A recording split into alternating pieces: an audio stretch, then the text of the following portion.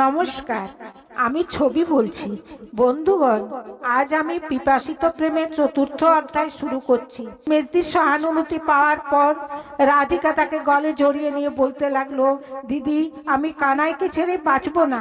জানি না আমার বিরহে সে কিভাবে দিন কাটাচ্ছে। আমি ছাড়া সে যে আর কিছুই জানে না। হিন্দু নারী যাকে একবার প্রেম নিবেদন করে তাকে ছেড়ে অন্য স্বামী বরণ করলে দ্বিচারিণী হয়। ইহকাল পরকাল সবই যায়। বলো দিদি, তুমি আমাদের মিলনে সহায়তা করবে কিনা, নচেৎ তোমার পায়ে মাথা খুঁড়ে মরবো। মেজদি তাকে আশ্বস্ত করে বলল, বড় ভুল করেছিস রে রাধিকা। ভুল যখন করেই ফেলেছিস তখন আর উপায় নাই। দেখা যাক চেষ্টা করে কতটা করতে পারি। তবে সাবধান, বর্দি যেন ভ্রুক্ষেপে জানতে পারে না, তাহলে কিন্তু রক্ষা নেই। আমি যে তোর বিন্দে দুটি সেজেছি সে কথা যেন কেউ জানতে না পারে, তাহলে তোরও জীবন যাবে আর সাথে সাথে আমারও। মেজদির উপর জীবনের ভার সোপে রাধিকা যেন কিছুটা হালকা হলো, কিন্তু এত বড় একটা দায়িত্ব নিয়ে মেজদির জীবন ভরে উঠলো এক অশান্তিতে। বড় স্নেহ করতো এই ছোট্ট বোনটাকে। তার উদাসী ভাব তার কাছে খুবই দুঃসহ হয়ে উঠেছে, কিন্তু এই কঠিন কাজ সম্পূর্ণ করার মতো ক্ষমতা তার নেই। তাই সে শরণাপন্ন হলো তার বড় দাদা কিশোরের কাছে। একদিন একান্তে দাদাকে পেয়ে সে বলল, বর্দা, একটা মস্ত বড় কাজের ভার পড়েছে আমার উপর, বলতে পারি, কিন্তু আমার একার পক্ষে তা সম্পূর্ণ করার সাধ্য নাই। তাই আমি তোমার নিকট এসেছি। আমরা দুজনে চেষ্টা করলে হয়তো এর একটা সমাধান হতে পারে। তুমি ভরসা দিলে বলতে পারি। বোনের কথা শুনে তো দাদা অবাক। বলেন, কি এমন কাজের কথা যার জন্য এত ভয় হচ্ছে? বলো, আমি কথা দিচ্ছি আমার দ্বারা তা সম্ভব হলে নিশ্চয় তোর সহায় করব। এই বোনটি তার খুবই শান্ত প্রকৃতির এবং দয়াবতী। তাছাড়া এই দুই ভাই বোনের স্নেহ অকৃত্রিম। তাই হঠাৎ বোনকে ভয়াতুর দেখে মন অস্থির হয়ে উঠল। বারবার তাই একই প্রশ্ন, বলে ফেল, আমি তা পূর্ণ করার চেষ্টা করব। দাদার আশ্বাস পেয়ে মেজদি বলল, কথাটা ও কাজটা হচ্ছে রাধিকাকে নিয়ে। কি হয়েছে রাধিকার? দেখছো না কেমন দিন দিন মলিন হয়ে যাচ্ছে? সে শুকিয়ে যাচ্ছে।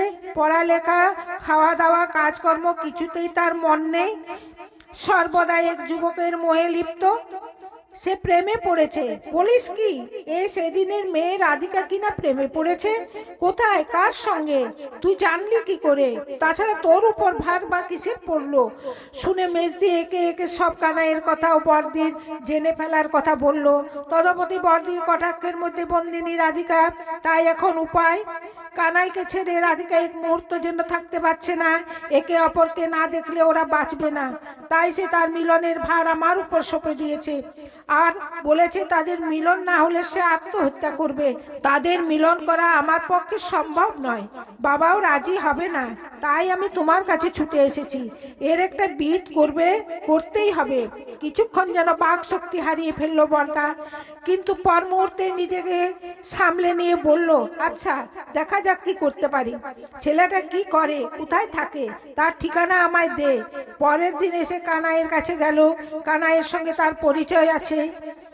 আজ তাই হঠাৎ তাকে দেখে যেন চেনাই যাচ্ছে না। মুখে বেদনার চিহ্ন ফুটে উঠেছে।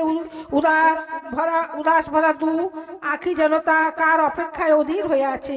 শরীর ভেঙে পড়েছে, নিজেকে যেন সবার মধ্য থেকে বহু দূরে সরিয়ে দিয়েছে। দু চোখের কোলে কালি পড়েছে। বর্দাকে দেখেও যেন দেখতে পায় না, এড়িয়ে যাওয়ার চেষ্টা করছে। সহসা ওর পিঠে হাত থপথপিয়ে বর্দা বলে উঠল, আমায় চিনতে পারছো না কানাই?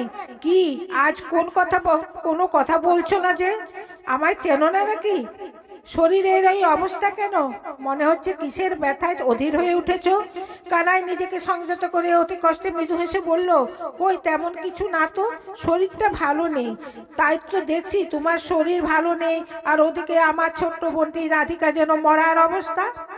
তাই ছোট্ট বোনটি রাধিকার যেন মরার অবস্থা, তাই যাচ্ছি ডাক্তার ডাকার জন্য। এই বলে সে আগে চলতে লাগলো। তার তীরের নিশানা যেন ঠিক জায়গায় লেগে গেছে।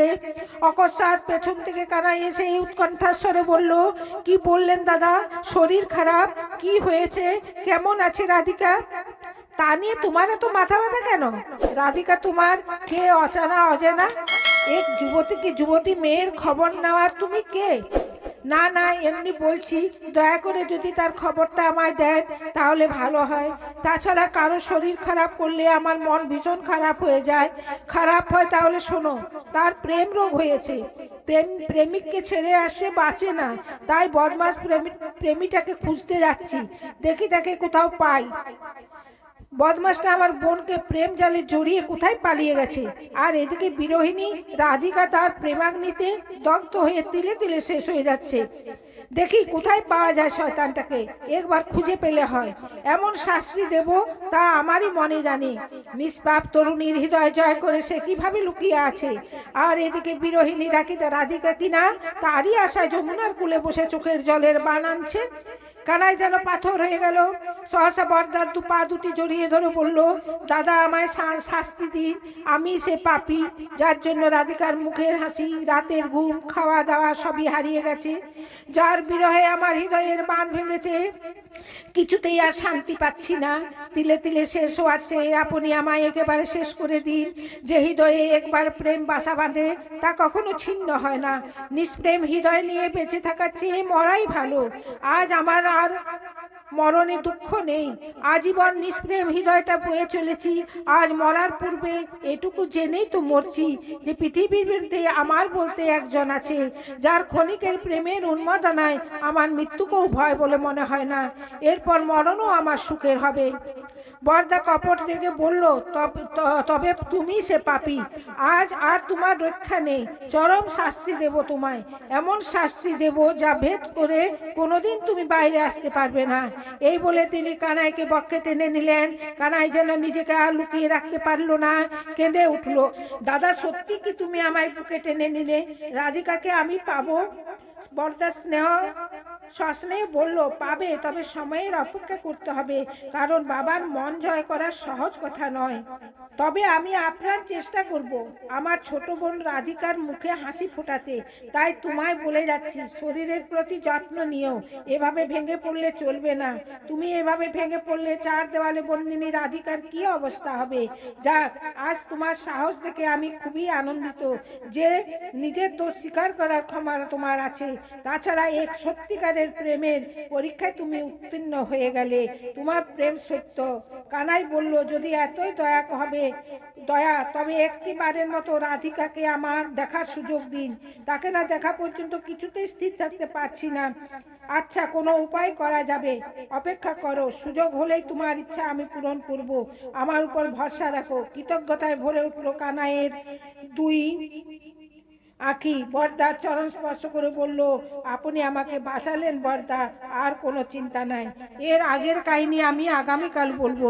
যদি আমার ভিডিও আপনাদের ভালো লেগে থাকে, ভিডিওকে লাইক করবেন, শেয়ার করবেন, আর ছবি প্রতিভা চ্যানেলকে সাবস্ক্রাইব করে পাশের বেল আইকনটা প্রেস করে দেবেন, যাতে করে এর আগের কাহিনী সর্বপ্রথম আপনারা পেয়ে যান। আর কমেন্ট বক্সে অতি অবশ্যই জানাবেন গল্পটা কেমন লাগলো। ধন্যবাদ।